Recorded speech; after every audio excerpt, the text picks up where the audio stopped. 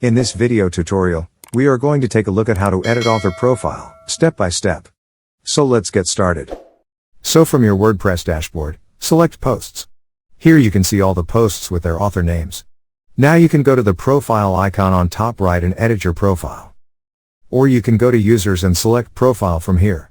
Now the profile page will open. First you have Visual Editor, Syntax Highlighting, Admin Color Scheme, select it from the options given.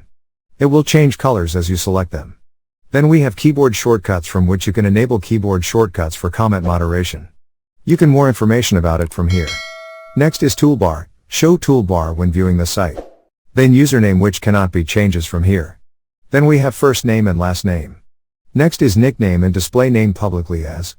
After that contact info, in which add your email and website link. Then your biographical info and profile picture. You can change your profile picture on Gravatar from here. Then we have new password with set new password button and log out everywhere else button in sessions. Next is applications passwords. You can add new application password name here and click on this add new application password button.